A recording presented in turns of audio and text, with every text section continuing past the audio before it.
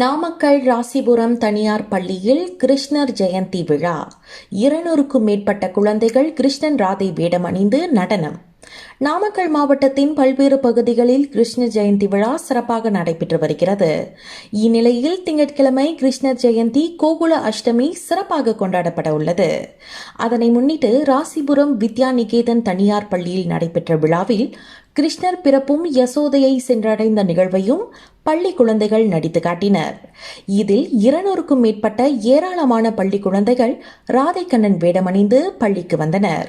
மேலும் கிருஷ்ணர் ஜெயந்தி விழா சரித்திர நிகழ்வு குறித்து ஆசிரியர்கள் பள்ளி மாணவ மாணவியர்களுக்கு எடுத்துக் கூறினர். மேலும் வரலாற்று நிகழ்வுகள் குறிப்பிட்ட பல்வேறு தலைப்புகளில் மாணவியர்கள் பேசினர்.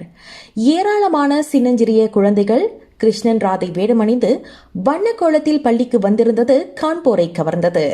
மேலும் இவர்கள் ராதா கிருஷ்ணன் வேடமணிந்து வந்து கதைகள் மூலம் கிருஷ்ணர் ஜெயந்தி விழா குறித்து பேசியும் கிருஷ்ணர் பாடலுக்கு நடனங்கள் ஆடியும் அனைவரையும் வியப்பில் ஆழ்த்தினர்.